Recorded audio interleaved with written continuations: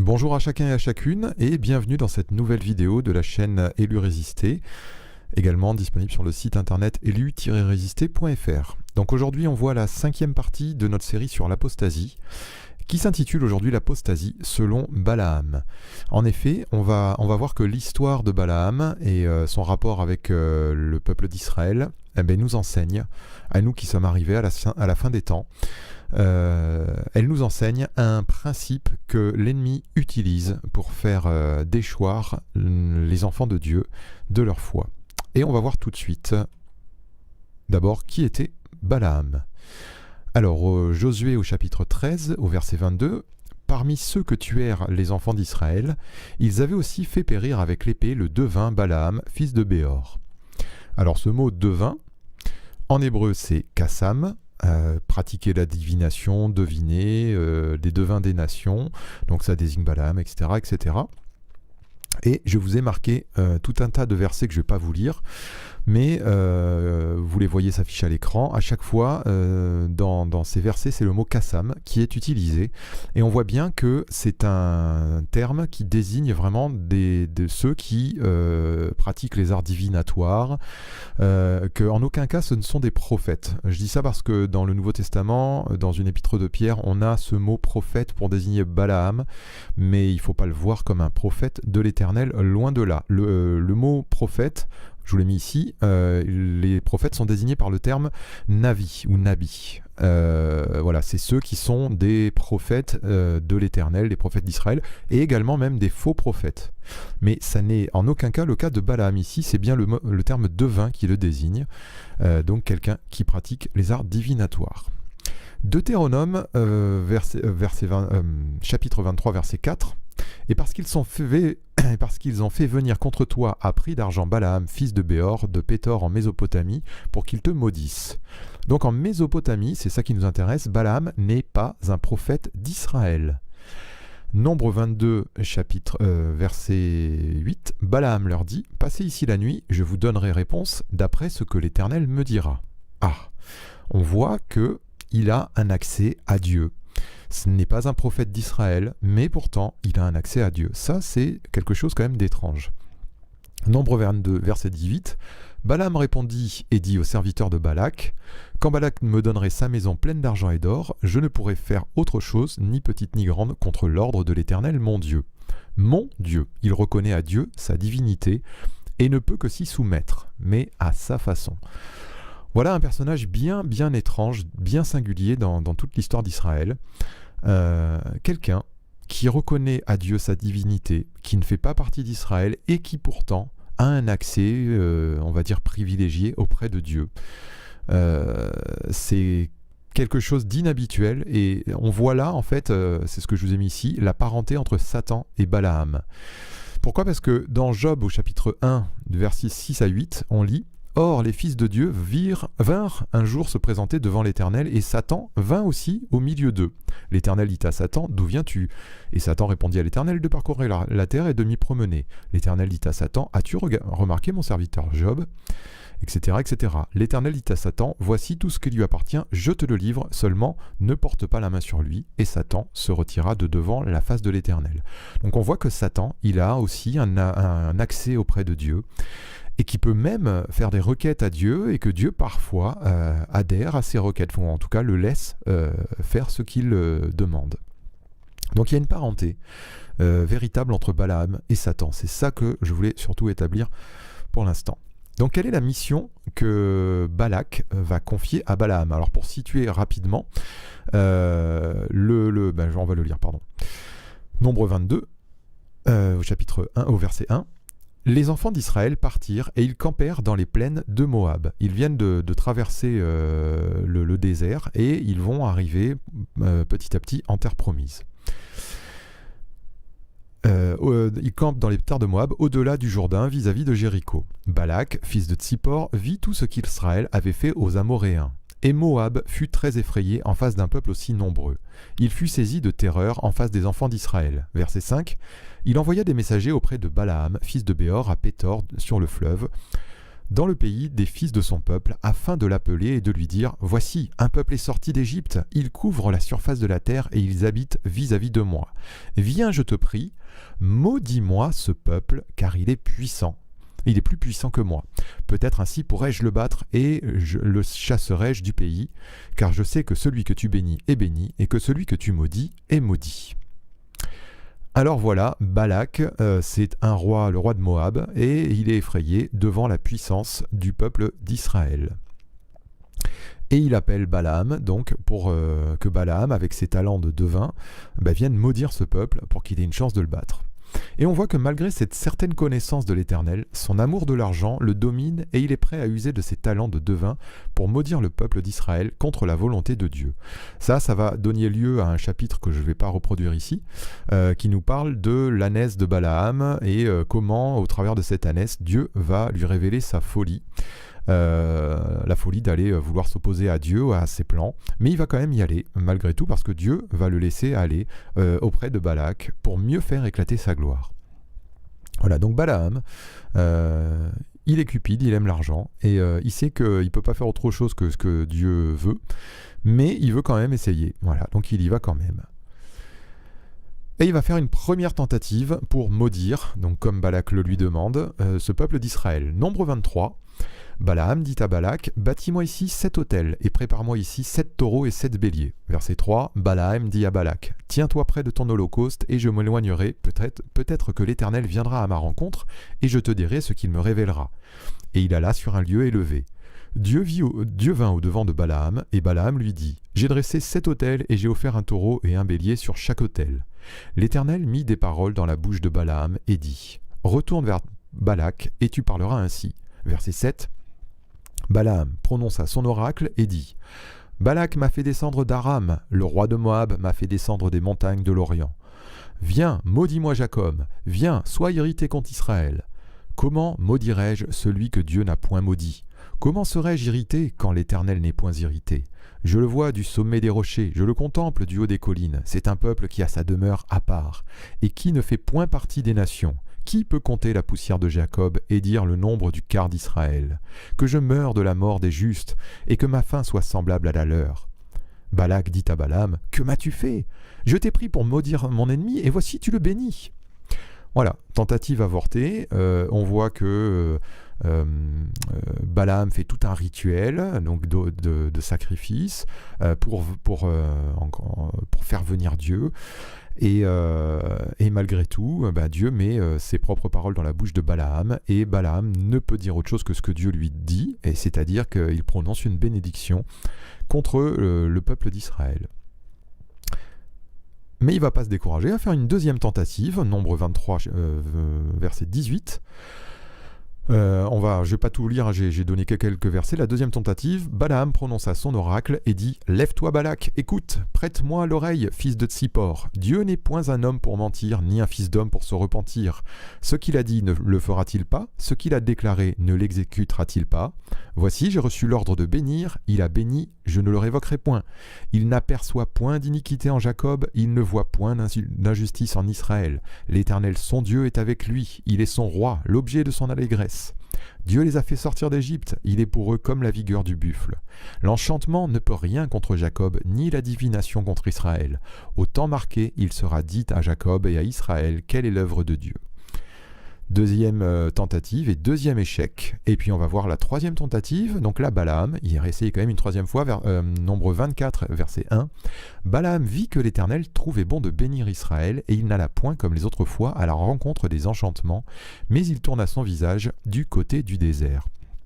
On voit que déjà là, il essaye de ne plus y aller comme d'habitude.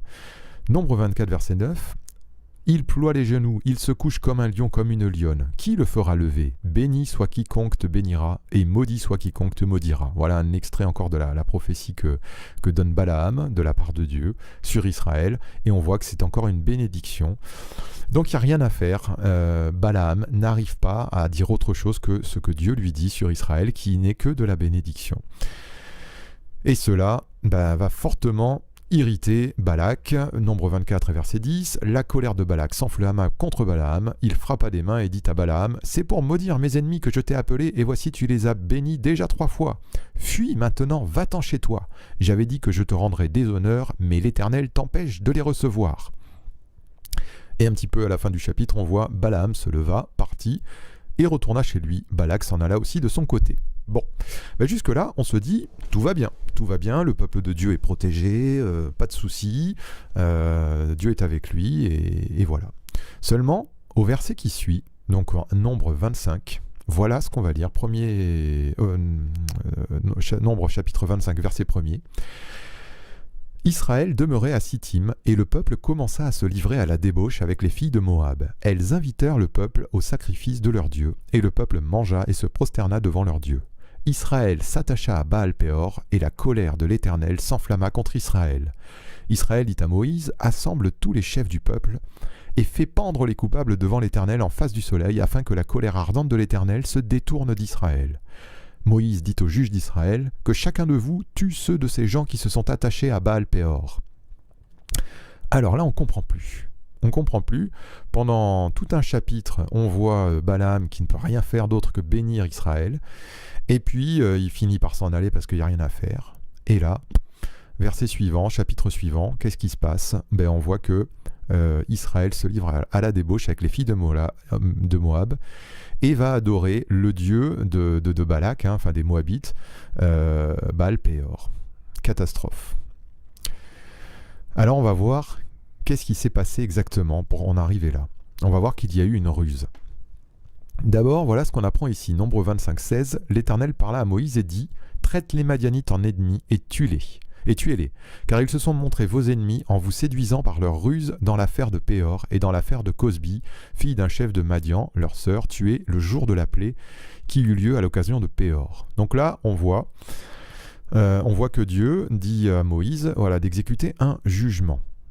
Et voilà le jugement au nombre 31, verset 7, on va lire ça. Ils s'avancèrent contre Madian, selon l'ordre que l'Éternel avait donné à Moïse. Donc là tout va bien, ils tuèrent tous les mâles.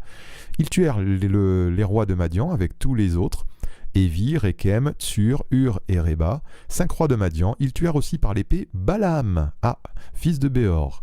Les enfants d'Israël firent prisonnières les femmes des Madianites avec leurs petits-enfants, et ils pillèrent tout leur bétail, tous leurs troupeaux et toutes leurs richesses. Alors, ils ont fait ce qui semble ok, sauf que non. Verset un peu plus loin nous dit, nombre 31, verset 14. Et Moïse s'irrita contre les commandants de l'armée, les chefs de milliers et les chefs de centaines, qui revenaient de l'expédition. Il leur dit, « Avez-vous laissé la vie à toutes les femmes ? Voici ce sont elles qui, sur la parole de Balaam, ont entraîné les enfants d'Israël à l'infidélité envers l'Éternel dans l'affaire de Péor. » Et alors éclata la plaie dans l'assemblée de l'Éternel. Donc voilà ce qui s'est passé, la ruse de Balaam. Ne pouvant les maudire, Balaam a conseillé à Balak d'utiliser les jeunes femmes de Madian pour séduire les enfants d'Israël et les amener à pécher eux-mêmes contre l'Éternel. Il a vu qu'il ne pouvait pas y arriver directement à cette malédiction. Mais on sait, par cette histoire de l'ânesse de Balaam, ce chapitre-là, qu'il est cupide, qu'il aime absolument, qu'il avait envie de cette récompense que Balak lui promettait. Alors il a trouvé, ne pouvant maudire les enfants d'Israël, un moyen. Et ce moyen, c'était d'utiliser les femmes des Madianites pour qu'elles séduisent les hommes d'Israël et qu'elles les amènent à se prosterner devant les dieux de Moab. Et là, c'est l'Éternel lui-même qui va exécuter un jugement sur les enfants d'Israël. Voilà la ruse qu'a utilisée Balaam. Et ça nous enseigne à nous aujourd'hui. Alors rapidement, on y reviendra un petit peu plus tard, on va voir également ce qui nous est dit de Balaam dans le Nouveau Testament. C'est pas pour rien qu'on a des rappels dans le Nouveau Testament de ce personnage-là. Je vous ai mis 2 petits versets que je ne vais pas lire pour aller plus vite, qui nous rappellent la cupidité de Balaam déjà. Il est montré comme quelqu'un de cupide et voilà, c'est vraiment pas du tout à cause de ça un exemple à suivre. Et puis il y a aussi la troisième église dans l'Apocalypse, donc c'est pas pour rien encore, l'église de Pergame, où le Seigneur Jésus nous avertit. Apocalypse 2 et verset 12. Écrit à l'ange de l'église de Pergame, voici ce que dit celui qui a l'épée aiguë à deux tranchants. Je sais où tu demeures, je sais que là est le trône de Satan, tu retiens mon nom et tu n'as pas renié ma foi, même au jour d'Antipas, mon témoin fidèle, qui a été mis à mort chez nous, là où Satan a sa demeure. Mais j'ai quelque chose contre toi, c'est que tu as là des gens attachés à la doctrine de Balaam, qui enseignait à Balak à mettre une pierre d'achoppement devant les fils d'Israël, pour qu'ils mangeassent des viandes sacrifiées aux idoles et qu'ils se livrassent à l'impudicité. De même, toi aussi, tu as des gens attachés pareillement à la doctrine des Nicolaïtes. Repens-toi donc, sinon je viendrai à toi bientôt et je les combattrai avec l'épée de ma bouche. Que celui qui a des oreilles pour entendre, entende ce que l'Esprit dit aux églises. À celui qui vaincra, je donnerai de la manne cachée et je lui donnerai un caillou blanc. Et sur ce caillou blanc est écrit un nom nouveau que personne ne connaît, si ce n'est celui qui le reçoit. Voilà ici un rappel de cette histoire et justement de la ruse directement de Balaam qui nous est donnée par le Seigneur. Alors on va voir l'enseignement que l'on peut en tirer. Donc je vous ai dit, Balaam, il faut le relier à Satan, l'ennemi. C'est une figure dans l'Ancienne Alliance, dans l'Ancien Testament, de l'ennemi de nos âmes. Et le peuple d'Israël, il faut le voir comme une image de l'Église aujourd'hui. Voilà. Alors dans l'Église d'aujourd'hui, il y a des Israélites, il y a des Juifs, il y a toujours eu des Juifs dans l'Église. Donc c'est pas une histoire de l'Église aujourd'hui, c'est Israël n'est plus l'Église. Enfin, il n'y a pas cette histoire-là. Il s'agit des enfants de Dieu au sens très général. Nombre 22. Verset 18, Balaam répondit et dit au serviteur de Balak, « Quand Balak me donnerait sa maison pleine d'argent et d'or, je ne pourrais faire aucune chose, ni petite ni grande, contre l'ordre de l'Éternel mon Dieu. » On voit que il est l'ennemi dans l'impossibilité de faire autre chose que ce que Dieu lui a donné à faire. Nombre 23 nous dit également, et c'est Balaam qui parle, l'enchantement ne peut rien contre Jacob, ni la divination contre Israël. On va voir ce que je vais conclure. Matthieu 16 et verset 18 nous dit, c'est Jésus qui parle, « Et moi je te dis que tu es Pierre, et que sur cette pierre je bâtirai mon église, et que les portes du séjour des morts ne prévaudront point contre elle. » Vous voyez, il y a une correspondance. Ce que Dieu fait, l'ennemi ne peut rien faire contre. Luc 10, versets 18 et 19, Jésus leur dit, je voyais Satan tomber du ciel comme un éclair.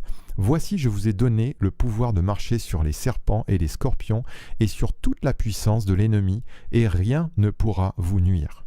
Là, quand Jésus parle, c'est quand il a envoyé ses 70 disciples, et il leur dit bien, vous avez cette puissance qui ne peut que vaincre l'ennemi, Satan lui-même, et Satan ne peut rien contre vous. Alors quand on lit ça, c'est un absolu. Et ça correspond bien à ce que déclare Balaam dans l'Ancienne Alliance. On a encore un verset qui nous rappelle quelque chose de semblable dans Romains 8, versets 38 et 39, c'est Paul qui parle, « Car j'ai l'assurance que ni la mort, ni la vie, ni les anges, ni les dominations, ni les choses présentes, ni les choses à venir, ni les puissances, ni la hauteur, ni la profondeur, ni aucune créature ne pourra nous séparer de l'amour de Dieu manifesté en Jésus-Christ notre Seigneur. » Alors ça, c'est le premier principe qu'on va déduire de tout ce qu'on lit ici. C'est que tout simplement l'ennemi ne peut rien spirituellement, c'est-à-dire dans l'esprit, contre les enfants de Dieu. Car Christ a vaincu et les enfants de Dieu sont au bénéfice de la victoire de Christ. C'est-à-dire qu'ils bénéficient de la grâce de Dieu, de la protection de Dieu et de la victoire et de la puissance de Christ contre l'ennemi. Donc l'ennemi ne peut rien, il a perdu puisque Christ a vaincu. Il y a une victoire qui est effective. Mais, Nombre 31-15, il leur dit, « Avez-vous laissé la vie à toutes les femmes ?» C'est Moïse qui parlait. « Voici, ce sont elles qui, sur la parole de Balaam, ont entraîné les enfants d'Israël à l'infidélité envers l'Éternel dans l'affaire de Péor, et alors éclata la plaie dans l'assemblée de l'Éternel. » Ça, c'est en correspondance, par exemple, avec Acte 5 et versets 1 à 3. Mais un homme nommé Ananias, avec Saphira sa femme, vendit une propriété. Il retint une partie du prix, sa femme le sachant, puis il apporta le reste et le déposa aux pieds des apôtres. Pierre lui dit: Ananias, pourquoi Satan a-t-il rempli ton cœur au point que tu mentes au Saint-Esprit et que tu aies retenu une partie du prix du champ? Alors là, on voit quelqu'un de l'église, cette première église de Jérusalem, qui va vouloir mentir au Saint-Esprit. Je vais expliquer un peu plus loin. 1 Corinthiens 5, verset 1 nous dit également, Paul qui parle aux Corinthiens, « On entend dire généralement qu'il y a parmi vous de l'impudicité et une impudicité telle qu'elle ne se rencontre pas même chez les païens. C'est au point que l'un de vous a la femme de son frère, qu'un tel homme soit livré à Satan pour la destruction de la chair, afin que l'esprit soit sauvé au jour du Seigneur Jésus. » Alors vous voyez que ici apparaît la chair et l'esprit. Donc on va faire une autre petite conclusion. Pour nous combattre, l'ennemi nous attirera toujours sur le terrain de la chair. Il ne peut rien sur le terrain de l'esprit.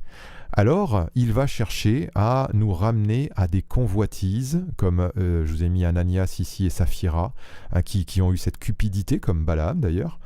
On voit un homme ici qui pratique l'impudicité, qui a la femme de son père. Voilà comment l'ennemi nous combat aujourd'hui dans l'Église. Au niveau spirituel, il ne peut rien, alors il nous amène sur le terrain charnel. Voilà, c'est ce que je viens de vous dire. Satan a été vaincu, il n'a plus de puissance sur les enfants de Dieu. Son seul moyen de les perdre est de les empêcher de marcher par l'esprit et de les maintenir dans une vie charnelle.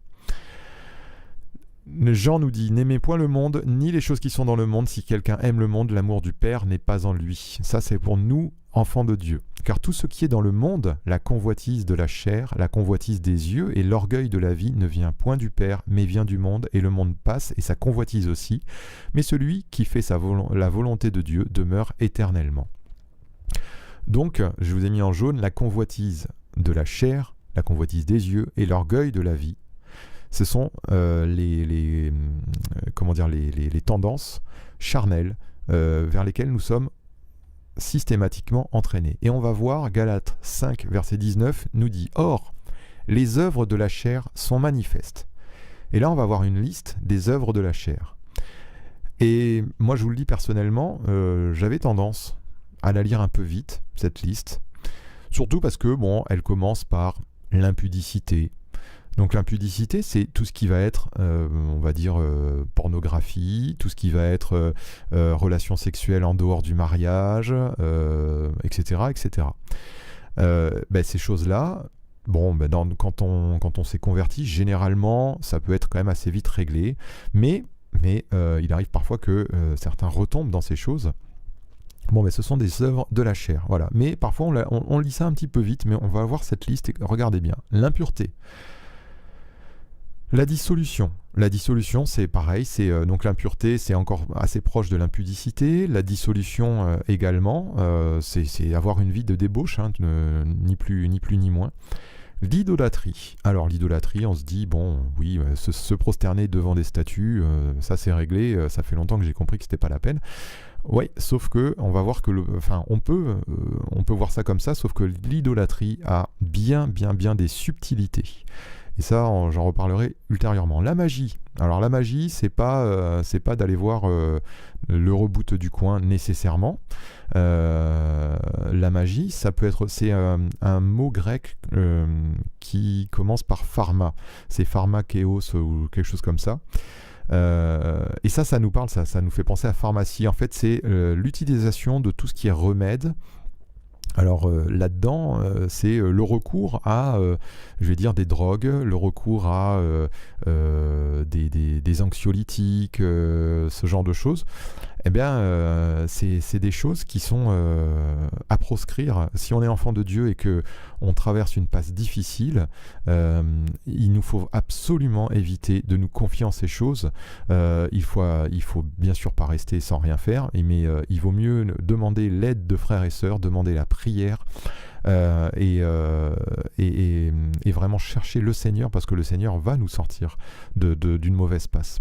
Donc moi je vous invite vraiment à recourir toujours à la communion fraternelle et à la prière des frères. Alors maintenant, voilà la suite. Les inimitiés. Bon, je passe les querelles. C'est relativement semblable. Les jalousies. Les animosités. Voilà, ces 4 choses-là, ce sont des œuvres de la chair, manifestes. Vous voyez, donc quand on est jaloux de quelqu'un, d'un frère ou d'une sœur, quand on a une inimitié, quand on se querelle, quand on se dispute, j'avais oublié celle-là, quand il y a des divisions au milieu de nous, ça j'en reparlerai un peu après, eh bien tout ça, ce sont des œuvres de la chair. Les sectes, alors vous allez me dire, oui, les sectes, mais les sectes en fait... ce que nous on appelle secte aujourd'hui, ce sont des mouvements où il y a un gourou, etc. Mais à l'époque du Seigneur, on avait la secte des pharisiens, la secte des sadducéens, et par exemple, on voit bien que ces 2 sectes se disputaient parce que l'une croyait en la résurrection, les pharisiens, et les sadducéens, eux, n'y croyaient pas. Et ce que eux appelaient des sectes à l'époque, nous on appelle ça aujourd'hui des dénominations. Voilà, ni plus ni moins. Il y avait la secte des pharisiens et la secte des sadducéens. Aujourd'hui, on a la secte des baptistes et la secte des pentecôtistes, par exemple. C'est pas le mot n'a plus la même connotation qu'il y a 2000 ans. Dans les œuvres de la chair, vous avez l'envie. Bon, ça peut être très général. L'ivrognerie. Les excès de table et les choses semblables. Bon, vous voyez, si vous prenez bien le temps de regarder toute cette liste, je vous souhaite que vous ne vous retrouviez en rien dans ces choses-là. Maintenant, si vous voyez des choses qui sont récurrentes, prenez acte et faites bien attention à la fin du verset. Je vous dis d'avance, comme je l'ai déjà dit, que ceux qui commettent de telles choses n'hériteront point le royaume de Dieu. Voilà où les œuvres de la chair nous conduisent. Voilà pourquoi Satan veut absolument nous attirer sur les œuvres de la chair. Si une seule de ces choses est maintenue dans la vie d'un enfant de Dieu, cela témoigne d'une marche par la chair qui ne peut se concilier avec une marche par l'esprit. Donc je dis maintenu dans le sens où il ne faut pas non plus se traumatiser gravement si un jour on a une querelle avec un frère, ça arrive à tout le monde. Je parle bien de pratiquer, de se maintenir dans certaines de ces choses, c'est-à-dire celui qui se dispute très régulièrement avec ses frères, il peut se dire qu'il a une marche par la chair et qu'il ne faut pas maintenir cette façon de vivre. Il y a des choses qu'il faut mettre devant le Seigneur, parce que c'est manifestement une marche par la chair qu'il a et plus une marche par l'esprit. Alors, en petit aparté, je vais vous montrer ici un lien entre l'impudicité et l'idolâtrie. Et ça nous fait le lien, ça nous montre en fait ce qu'est une marche charnelle. Donc je vous ai mis tous ces versets, je ne vais pas les lire pour gagner un peu de temps. Mais à chaque fois, je vous ai bien montré en verdâtre, là vous avez les souillures des idoles, donc l'idolâtrie, et l'impudicité. Donc c'était en acte 15-19. Acte 21-25, là encore, viande sacrifiée aux idoles, impudicité, c'est dans le même verset. Corinthiens 1-15, pareil, impudicité, idolâtrie. Suivant 1 Corinthiens 6-9, j'ai rajouté en violet la cupidité aussi. Ni les impudiques, ni les idolâtres. Galates 5-19, l'impudicité, l'impureté, l'idolâtrie. Éphésiens 5-5, impudique ou cupide, c'est-à-dire idolâtre. Voilà, la cupidité est jamais très très loin aussi. Colossiens 3-5, l'impureté, l'impudicité, la cupidité et l'idolâtrie.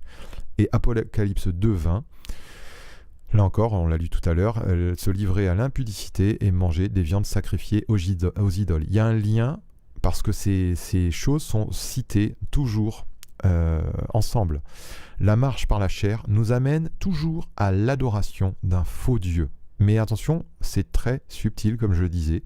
On peut se faire un faux Jésus, on peut se faire un faux Dieu, un faux Père, etc. etc.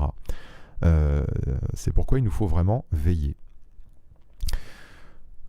Romains 1, verset 22, se vantant d'être sages, ils sont devenus fous, ils ont changé la gloire du Dieu incorruptible en image, représentant l'homme corruptible, des oiseaux, des quadrupèdes et des reptiles. C'est pourquoi Dieu les a livrés à l'impureté, selon les convoitises de leur cœur, en sorte qu'ils déshonorent eux-mêmes leur propre corps, eux qui ont changé la vérité de Dieu en mensonge, et qui ont adoré et servi la créature, au lieu du Créateur qui est béni éternellement. Amen.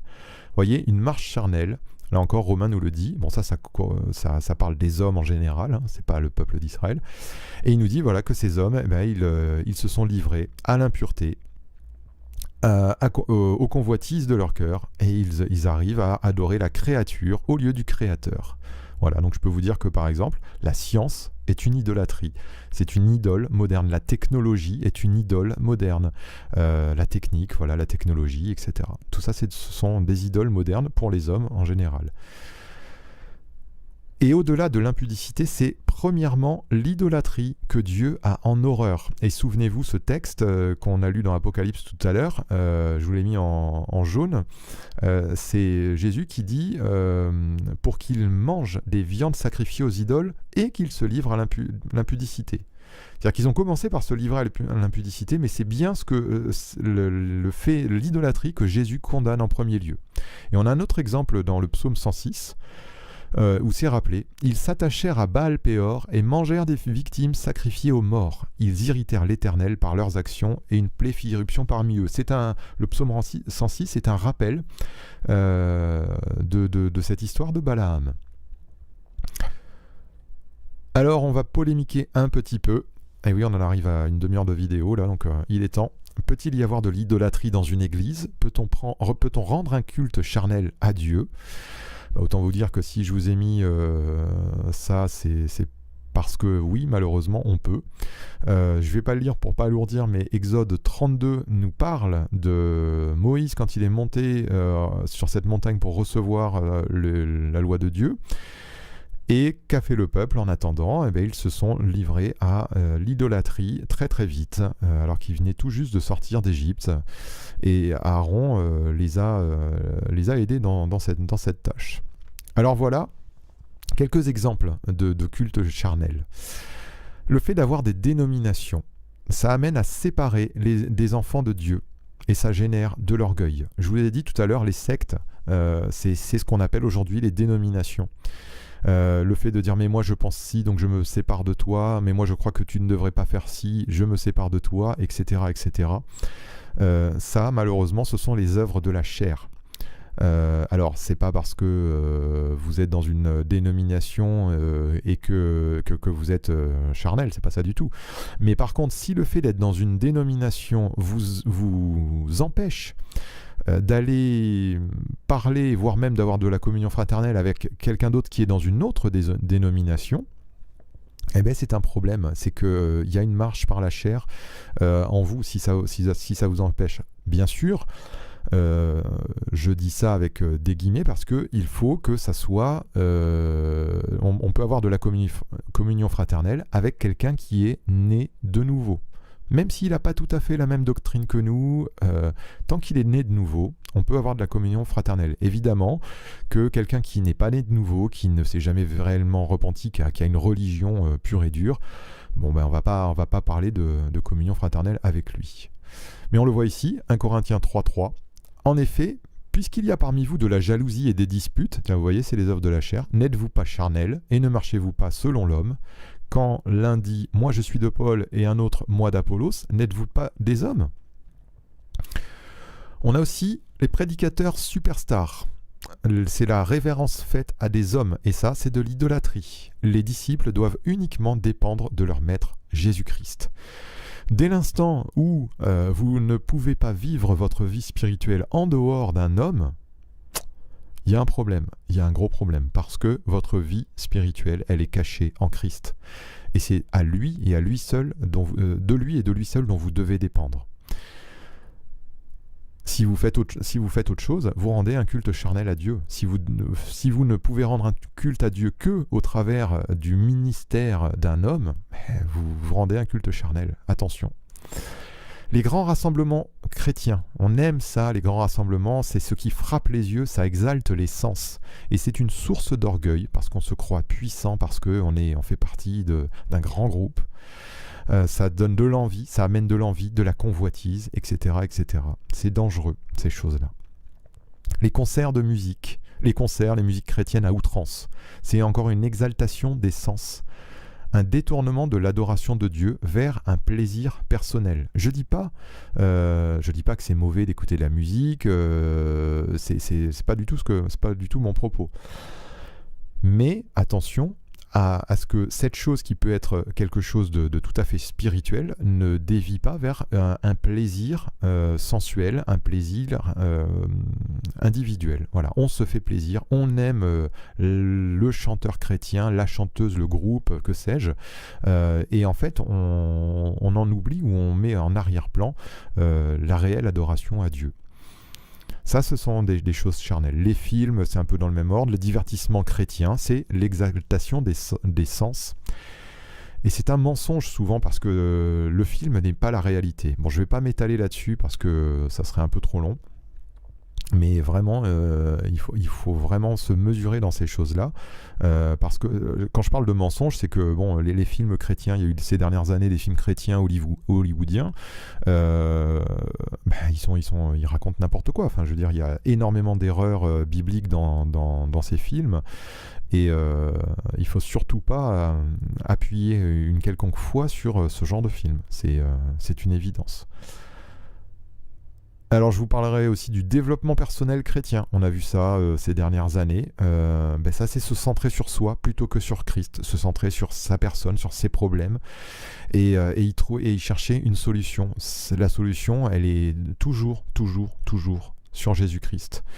Et on va se confier dans une méthode, dans des personnes qui ont étudié comment vous rendre mieux, meilleur, plus je ne sais quoi. Toutes ces choses, ce sont des choses qui viennent du New Age ou très souvent, ou en tout cas qui ont été réadaptées pour avoir une apparence chrétienne, mais ça n'est rien d'autre que des choses qui viennent de la chair. Attention à ça. Le service pour Dieu, ça peut être une exaltation du moi, ça peut générer de l'orgueil, parce que moi je sers Dieu de telle et telle manière, je fais mes œuvres pour Dieu, etc. etc. Attention, ça peut très très vite être une manière charnelle de servir Dieu. Dans toutes ces choses, il nous faut veiller à ce que Dieu soit toujours celui qui est glorifié. La recherche des miracles. Le fait de voir des démons partout. Voilà, ça c'est de l'exaltation des sens et c'est du déséquilibre et de la dissolution. Là encore, c'est marcher de manière charnelle. Et moi je vous dis, faites très attention à ces choses. Alors, c'est bien dommage que je vois qu'il y a une petite erreur. Voilà, bon, c'est pas grave. C'était pour vous résumer tout ça. L'ennemi, il ne peut nous atteindre quand nous marchons par l'esprit. Alors, sa méthode, c'est de nous faire tomber dans la chair. En tombant dans la chair, nous sommes tout de suite happés par les convoitises. Convoitises des yeux, convoitises de la chair, orgueil de la vie. D'une manière ou d'une autre, à un moment ou un autre. Et toutes ces choses-là nous amènent à de l'idolâtrie. Et l'idolâtrie, elle peut se trouver dans l'Église. Comme je vous ai dit, on peut idolâtrer un prédicateur, on peut idolâtrer son service, on peut idolâtrer toutes sortes de choses. On peut rechercher des émotions, des sensations qui sont toutes des choses charnelles et non plus être dans l'esprit. Et tout ça peut nous amener à être au déplaisir de Dieu et à marcher de manière contraire à ce que Dieu veut. Alors la conclusion, on la trouve dans Romains 8, enfin je l'ai prise dans Romains 8, versets 12 à 15. « Ainsi donc, frères, nous ne sommes point redevables à la chair pour vivre selon la chair. Si vous vivez selon la chair, vous mourrez. Mais si par l'esprit vous faites mourir les actions du corps, vous vivrez. Car tous ceux qui sont conduits par l'Esprit de Dieu sont fils de Dieu. Et vous n'avez point reçu un esprit de servitude pour être encore dans la crainte, mais vous avez reçu un esprit d'adoption par lequel nous crions « Abba, Père ». Voilà. Mes frères et sœurs, veillons donc à toujours marcher par l'Esprit et à ne pas nous laisser déchoir de cette marche par l'Esprit et tomber dans la chair. Veillons parce que si nous résistons au diable, comme nous le dit le Seigneur, il fuira loin de nous.